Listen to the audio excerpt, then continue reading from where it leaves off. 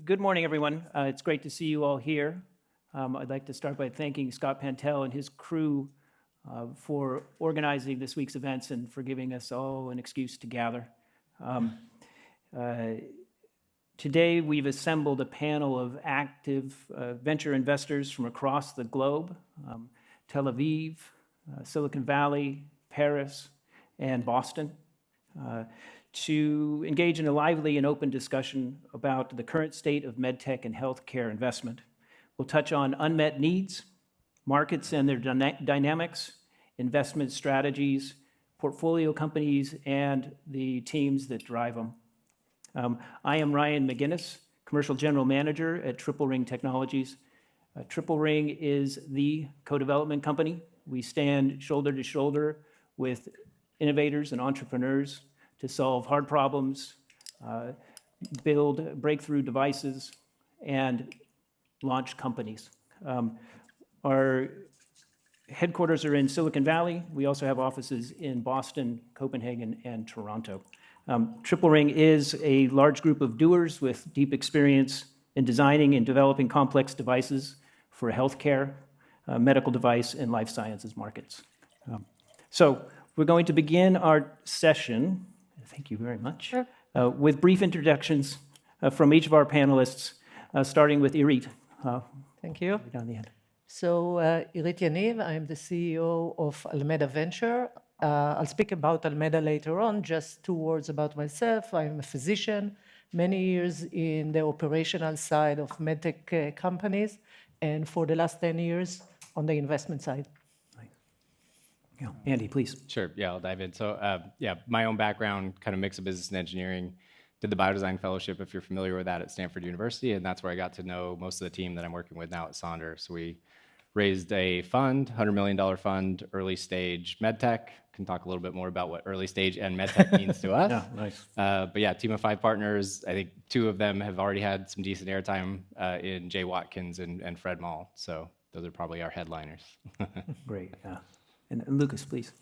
My name is Lukas Guenther. I work for Paris-based Sofinnova, specifically for the Medtech accelerator called MD Start. My personal background is surgery. I've been trained in general surgery, have worked clinically for a number of years, and have joined the industry about 15 years ago. Great, thanks. Great. Megan, yeah. Yeah, thanks, Ryan. And I'm McGibbon. I'm a senior associate at SV Health Investors based in Boston, although despite the Boston accent, I'm actually originally from Ireland. I spent the first few years of my career more on the kind of product development side, doing research and development engineering for a startup. And then, of course, like all startups, wearing a lot of different hats before, once we got kind of FDA clearance for our lead product, I decided I needed to learn a little bit more about business. So that's when I moved to the US to go to business school. And then I did some life sciences consulting as well before starting my venture career with SV a few years ago. So yeah, really excited that there's another great MedTech conference to bring me over the side of the pond. Yeah, very nice. Okay, well, we're just going to jump right in. And my first question is for Irit. And can you speak about the unique structure of Almeda? Sure. Yeah, and how it accommodates the global collaboration. Yeah, thank you. As part of my entrepreneur life, I would say, I established 2 companies, and I saw the pro and cons of a regular private VC. And then when I had a chance to build up my own VC, we tried to think about a different structure. So the structure that we have decided to go is a public VC. So our VC is traded in Tel Aviv Stock Exchange, what allows us to raise more money on the go, which means that this is an evergreen fund and we can continue and invest in our initial investment more and more. There is no end for our VC. We can always go back and raise money from the public and invest a little bit more in specific companies that we believe in. We established the company, the fund 2 years ago. We have raised up to now $30 million, invested in 10 companies. We invest in medical device and digital health. So we have about 50% medical device and 50% digital health up to date. Okay, yeah, thank you. And Andy, Sonder's model is very hands-on. And, based on these often consultative relationships with your portfolio companies, how do you maintain that? And is it a challenge to build these kinds of relationships, especially if you're looking outside of the United States? Yeah. Yes. But no. I think we closed the fund January 2020. So we have really been operating in a COVID world the entire time we've been operating this fund. And so for us, I think, that's been an interesting learning experience for us. I mean, for us coming out now, being in the real world, so to speak, and in person is new for us as a venture fund. So, we're used to working with our portfolio companies, and I think it's interesting to hear your structure because I think philosophically, we see this gap in early stage medtech investing, and that's what we tried to solve for. We didn't necessarily start out to do a fund, spent a lot of legal bills to understand that for us, at least, the fund structure was what had to work. And our goal is partnership with the companies. And part of that also is somewhat of an ecosystem play where we're looking at our LPs who are primarily single family offices who are interested in investing directly and trying to bring them closer to the companies. So for us, it's great because we get to partner closely, do the work that we love to do as kind of operators and innovators by background, helping companies at those early stages, while also simultaneously educating a whole new group of people who should be investing and want to be investing in medtech but just don't understand it. So we're trying to bring them along in the journey too. Yeah, interesting. And that's one of the things that struck me about this panel is we have two groups that were born in the COVID age, and then two groups that represent some of the longest existing venture companies on the planet. And imagine we could talk a bit about that. And Lukas, so Sofinnova has a tight focus on specific products and specific solutions to unmet needs, as opposed to maybe more platform plays that you might think through. And that's an interesting approach, but how do markets and geographies factor into that focusing process? Yeah, I think first of all, it's important to mention that MD Start is just one of the strategies that we have within Sofinnova. I think what you just mentioned is an overarching theme that we have within all the strategies, but it's also important to mention how MD Start works because it's an accelerator, incubator, and what we do within MD Start is we source the most interesting breakthrough medical device technologies and we bring them in-house, we incubate them over time and trying to reach first in human within the incubation time, and then we help these companies to raise the Series A. We slowly fade out. We bring in experienced management at some point, but it also means that with regards to where we source those technologies, we are looking globally, and we have quite a number of relationships built up over time with TTOs from top-tier universities. We have scouts out there in the field, but we also have a very, very strong network of entrepreneurs, medtech entrepreneurs that have been associated or are still associated with Sofinnova partners and basically drop us a line if they see something interesting out there. Yeah, fascinating. Okay. And then Megan, SV Health Ventures has a long history of success in building companies and launching products. So can you tell us more about the Medtech Convergence Fund? Sure, yeah. So the Medtech Convergence Fund is actually a fund we raised just during COVID as well, actually. But its focus is on kind of medtech, but the intersection of medtech and software more specifically. And that's so 60% of the fund is kind of allocated towards that theme. And it's really just this this realization that we had about, there are a lot of unmet needs in healthcare that can actually be solved now with medtech that can be kind of connected to the providers and different service backends to enable patients mostly with chronic diseases prevent kind of really negative health outcomes and solve problems for the patient on the clinical side, but also create value for payers and the system more broadly. And yeah, we in terms of geography, most of the funds in most of the companies in our fund to date have been US companies, but we definitely look internationally. And I think one good example of that is just last week I was at a board meeting for one of our companies called Perfuse, and they've actually just got FDA clearance for a large bore catheter for the treatment of acute ischemic stroke. And they've done that on very limited capital. And I think that's something that we see a lot more, we see a lot more, opportunities for, limited capital to get to significant milestones from companies in Europe than sometimes is possible in the US. So, it's definitely an area that we're interested in. And of course, I am probably more biased towards looking at the European startup scene as well. Yeah, nice. Okay. So the focus this week at the conference is on medtech innovation and the companies that are driving it.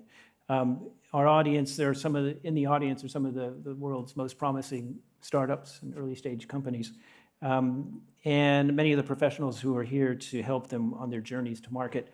I'd like to give the audience an opportunity to learn about how each of you invest and what you require to make your investment decisions. And can we start with you, Megan, please? Sorry. How do you invest? And so give them an idea of how you invest and what you require to make your investment decisions. Oh, sure, yeah. Yeah. So I think, just... And also, I'm sorry, if you could think of a portfolio company that kind of exemplifies your approach to the and thesis for investment. Sure. Yeah. So I think a good example for us would be Podimetrics, and that's a company in the diabetic foot ulcer space, and they basically just have a mat that it's very, very low touch for the patient to use, but it just basically monitors the patient's feet for the appearance of areas which might be high risk for the development of diabetic foot ulcers. And seems like a very simple technology. It's got a little bit more complicated back end, but what's interesting about the company is that they've been able to show a 90% reduction in diabetic foot ulcers. And as a lot of people know, once a diabetic foot ulcer appears, it can be really debilitating for patients and oftentimes leads to amputation. So the company actually showed around 90% reduction in amputations as well. And so that's really attractive for patients, and it's also really attractive for payers. And they see like a really near-term return on investment for the device. They can, they've seen cost savings of $10,000 a year for these patients. So it kind of becomes an easier conversation than when you're trying to commercialize a product like that. And then I think for entrepreneurs and kind of for us, how we're thinking about technologies like that, it has to be something that, the outcomes, if you improve the outcomes, it really creates value for patients. And you have to have a team that really recognizes, who the customer is, what's the value that's created, how do you actually, build a business model around that so that you're providing the best value for the patient and also, for the payer as well. So I think, the message probably is, technology is hard, commercial is also hard and can be very nuanced, and, as much time needs to be kind of spent understanding that. So I think that's kind of mainly what we think about. Mm-hmm. Yeah, very interesting. Yeah, patients, customers, and value. Yeah, yeah, for sure. Okay, and Lukas, a similar question. If you can kind of describe through an example portfolio company how it is that you guys approach your investments. Yeah, very happy to. So first of all, I think the medical need, Megan, that you just described is in the center of all the strategies that we have within Sofinnova. Just for MD Start, this is much earlier technologies as one can imagine. And a good showcase that I can mention is Gradient Denervation Technologies. It's a company that has presented earlier today, and this describes a little bit on how we work and how we approach things. The technology from this comes out of the Stanford program, biodesign program, and there have been two clinician founders that at some point decided to go back to their clinical careers, and the program needed to push financially, but also with regards to manpower. And we have negotiated with the founders, with Stanford, a transition that we can in-license the patents into a new co that is now based in Paris, and we have done the initial steps. It's one of the things we do to get all the fundamentals right in in a company and in a new medtech endeavor. And we've been going through the steps of development. We currently are now in the safety study in animals, and hopefully can start and will start the first in human beginning of next year. And what's also typical, we at some point fade out of the operational aspects as a team, and we attract external management. We've been very lucky to attract Marty Grassi, who has presented earlier today, as a CEO who has experience in the field of ablation. And Gradient, just to mention this, is a company that treats patients with pulmonary hypertension on top of heart failure. So heart failure is the theme here. It's a patient group that is completely underserved. There's no medical treatment available. There's no MedTech-based treatment available. These patients who develop the pulmonary hypertension on top of the heart failure, they go downhill very quickly. So we're developing a technology, in minimally invasive endovascular technology that ablates the nerves, the sympathetic nerves around the pulmonary artery to treat this specific condition. Yeah. I saw that presentation earlier today, right? And it was one of these that was so packed with information. It's amazing to see how much information could be packed into an 8-minute. It's good that it's recorded so you can go back and review. So, Andy, similar question, but also, Lukas had mentioned biodesign. You're an alum, and that informs a lot of what you do. So, again, with a portfolio company, can you describe how you go about it? Yeah, sure. And maybe kind of scoping in our investable universe and kind of how we think of early stage in medtech. So for us, early stage, that means typically entering at a seed or Series A, but we like to get to know the entrepreneurs and the opportunity much earlier than that. So the earlier that we can get to know the opportunity, the more that we can, understand it, help provide input. I mean, we're free consulting if you can get our time. You could think of us that way. And then I think in the context of what is medtech to us, we've focused primarily on devices, diagnostics, and health tech. Within diagnostics and health tech, we take a fairly narrow field of view, but definitely still something that we're following. And so, one more layer on that, I guess, would be we're looking for something that does have that kind of transformational impact, either on patient outcomes, access to care, or how we do business in healthcare. And so that's kind of how we first start approaching that. And I know that last bucket of how we do business in healthcare might be a little bit vague. So how does that look like in practice? What we've done is basically rolled up this ad hoc investment activity that the team had been doing for, 10 years or so, leading up to the formation of Sonder, where the model was go get to know those entrepreneurs earlier, help them raise some capital. I think like Reflection Medical, Shockwave is a great example of that type of model, how that looks today now that we're in a fund structure. I'll pick one company from the portfolio that I will not name, but they were a couple Stanford electrical engineering PhDs, had a great idea. One of the strategic companies, one of the large caps, saw the promise in the technology. So they were actually coming to us, not in the context of, hey, can you invest in us? But, hey, we have this potential structured deal or acquisition from a large cap. Can you help us kind of wrap our head around what that would look like? So we actually consulted for them, like literally consulted for them before we even considered making an investment.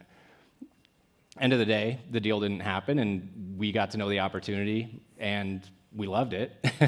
Not to mention, it already did have some de-risking. We'll put that aside. But so that's something where we worked very closely with them beforehand. They're first-time entrepreneurs, literally straight out of their PhD. So we like that. You don't get serial entrepreneurs if there's no first time. So yeah. Irit, can you also? Yeah. So for us, early stage means a little bit late than what you all spoke about. And the main reason is because we are a public fund, we have to show some results and we have to commit to the time and the duration of those results. So we cannot take a very early stage risk. So in MedTech, what we are looking for are companies before pivotal study. While they reach this stage, we can actually better assess the history, what the team achieved so far, and then we can estimate how much time it will take them to complete a pivotal study. We can better assume how much money it will take. We have done it twice in two companies just at the beginning of the fund. I must admit that although those two companies enter into the clinical during the corona phase, both of them completed it successfully. So now, 2 years after, those two companies are about to submit to the FDA. So we feel very comfortable with what we have promised to our investors, time, money-wise. And this means that those two companies will be able to raise more fund at a higher valuation, which allows us to write profit on our books. So early stage for us is a little bit late stage. We would like to invest in companies that have an history of capital efficiency, meaning that they fulfill all the milestones that they put to themselves in a way that cash was not spent freely, I would say. So we are entering in a reasonable valuation, and what we are trying to work with the company is to build up a pivotal study that will make us comfortable on time and money for this period of time. Nice, okay. And maybe we'll stay with you, Irit, on this concept of planning for a global expansion. This hits you immediately, it would seem, coming from a fantastic innovation hub, but a relatively small med device market. And so when you are doing your planning and investing, how do you typically deal with the wide variation in reimbursement, for example, across the globe? So our first market, when we look on companies, would be the US. Okay. We look on the market in the US, the reimbursement landscape in the US, and the competitive landscape, I would say. We do look on Europe, but this is much more complicated now with the regulatory path and also with the different reimbursement in the different countries. So when we assess any opportunity, it would be US first and then Europe. Interesting. Yeah, Andy, you have a UK portfolio company, right? Yeah. So how did that planning go? Or how did Yeah. Well, oddly enough, the UK-based company is squarely in the not device world and more in the health tech, so we didn't have to worry about that. But I think when we do think about, a company that we're investing in and what is, their eventual market and how they're going to get there, the US is like 99.9% of the time one of the markets that is there and is going to be the one that is a huge value driver. And so if there's a strategic reason to go somewhere else first, sure, we're open to it, I think, but it has to be with the intention of really how do you unlock this opportunity that you're going after. So we're I want to say we're agnostic to it, but really at the end of the day, the US is such a big market and you don't have a lot of the challenges that you have in Europe. So. Yeah, recent challenges, I guess. Yeah, that's yeah, exactly. Yeah, yeah. it's one market at the end of the day. Mm-hmm. Yeah, interesting. And Lukas, your group has investments all over the world. Now the new fund,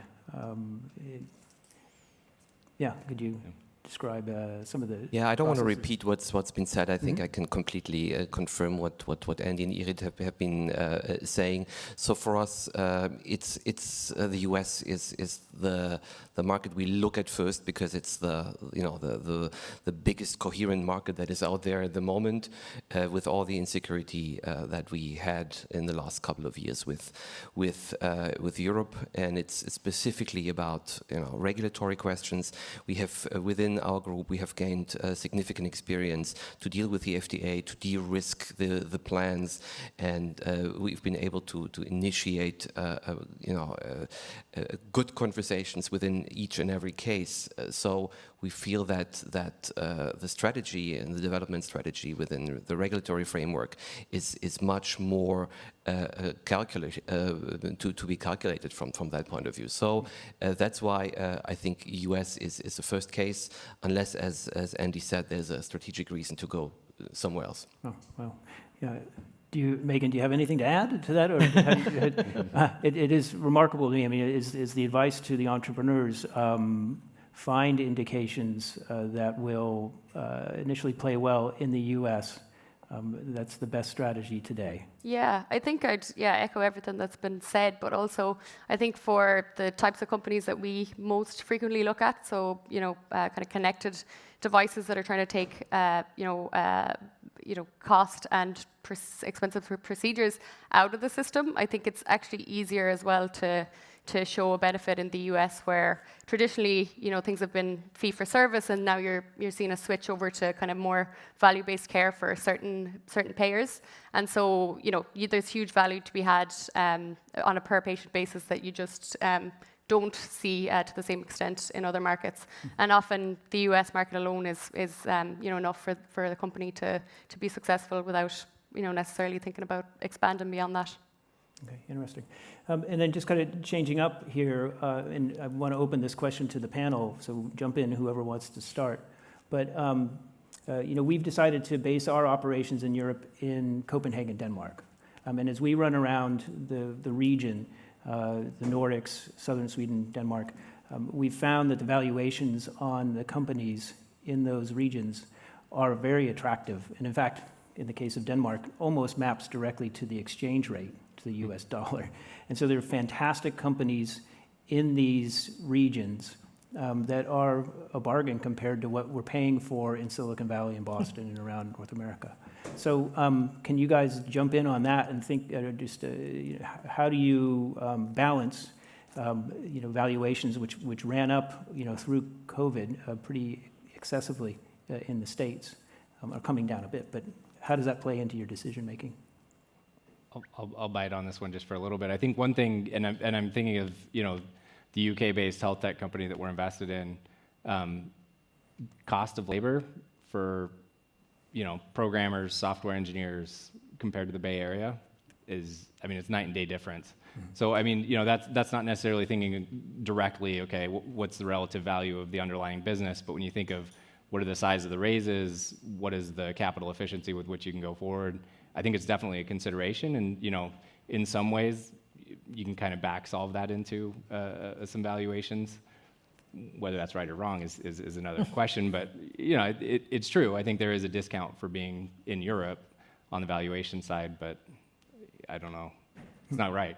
No, it's a discount, but on the other hand, it's an advantage because, if you look for a company and you look for the valuation, you may prefer a UK-based company because of the valuation is much less than a Bay Area company. So I think it is an advantage for the companies themselves when they look for VCs. I totally agree with that. And I also think in MedTech, things often take longer. It's very iterative and you don't know, when you're going to have to raise more money again. And I think, having a more reasonable valuation just gives founders a little bit more breathing room as well, for if things don't go quite to plan, especially during the early kind of more risky years as well. So I think it is a benefit, and certainly factors into our thinking as well. Yeah, maybe I'll add on to that. I think because one of the things, the problem with a mostly U.S.-based model where valuations are running away, nobody wins in that case. At the end of the day, somebody's going to come. So that company has to do something, and there's an intrinsic value with which it's going to be bought. And if you've inflated that early on, you just don't have enough multiple. Yeah, exactly. Yeah, and I think sorry, go ahead. It's an issue. No. I was just going to say in the US, I think what we're seeing now, as you said, like valuations are creeping down, but you kind of end up with some companies in a bit of a zombie mode where they don't actually have enough capital to do anything. They're going around trying to raise at valuations that aren't a down round, and it's just really difficult time for everyone and kind of a waste of everyone's time and capital as well. Yeah. Lukas, you're pensive. On the seed stage, we're not that much affected, but in the larger scheme of looking at many other companies, it's something that obviously we observed, and I think it's completely right to say in the end, no one really wins here under that circumstances, and it was, from our point of view, pretty clear that at some point the end of the spiral will be reached, and this is a situation that many companies suffer from now. Yeah, it goes to these partnerships that you have to set up very, very early and build the trust between the funders and the entrepreneurs. And really, I mean, there is an education process by and large for people who are early in the innovation career, and explain that, yes, you do need to have the long view, and you can't just hammer on valuation at the outset. Yeah, absolutely.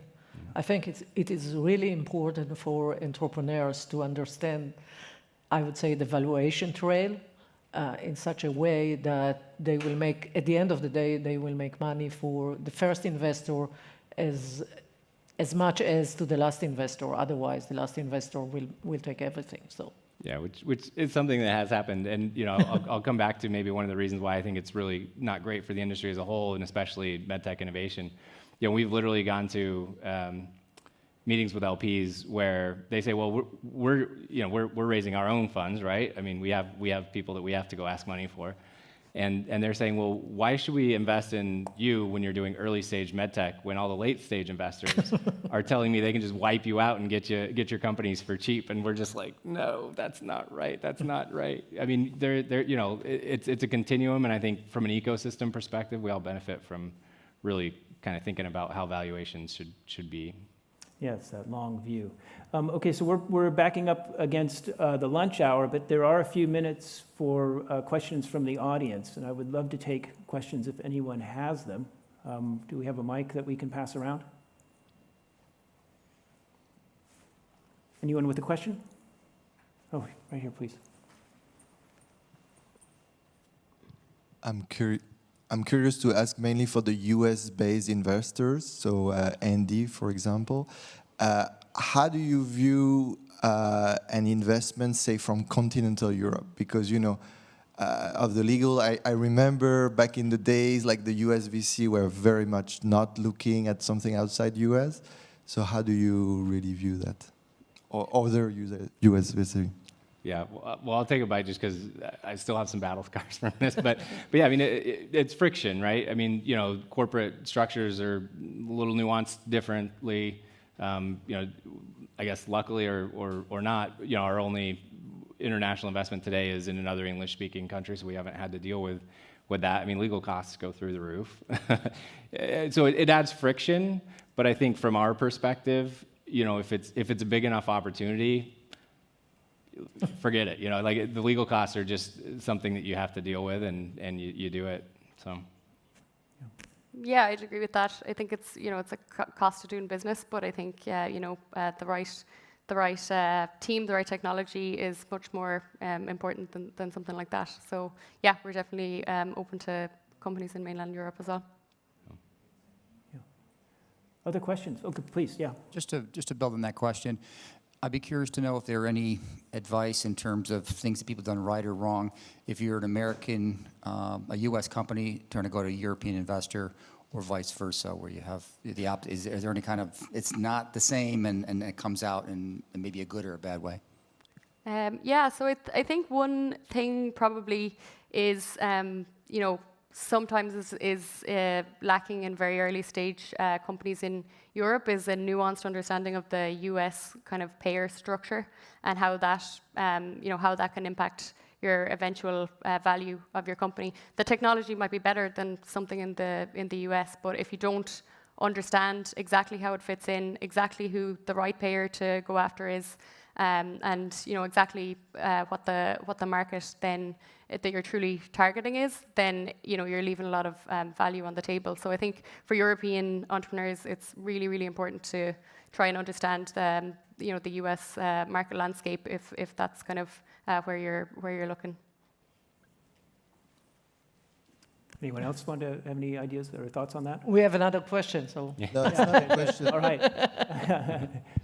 It's just a comment on, for a US company, it's maybe just an impression, but I have the feeling that going to raise from a European VC, continental Europe VC, at least in software maybe, you divide maybe by 2 or 3 the valuation. So I don't know really if it makes sense or if it happens, but yeah. I'm curious to get your thoughts. I have a kind of a slightly I'll reach on to one of my partner's experience in raising money, and this was, probably 10 years ago, and so I think things have changed a little bit.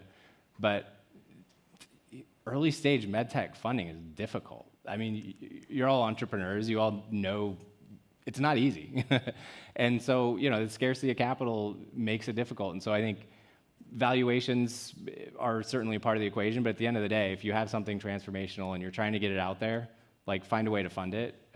Not everything is venture fundable. I mean, and I'm going to say that even though I kind of disagree with the premise of it, but I'm going to say that. And so I think, valuations might be different, but at the end of the day, yeah. The diligence scrutiny, at least my experience was that in Europe, there is much more strict scrutiny in continental Europe or strategic VC than in some of the Could be.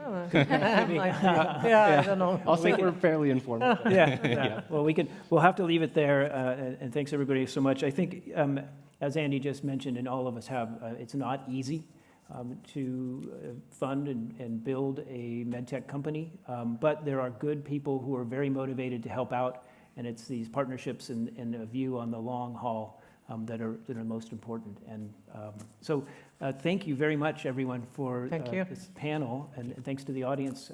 We'll see everybody in the hallways. Yeah. Thank you. Right. Thanks, Thank you. everyone. Thanks, Bye-bye. Ryan.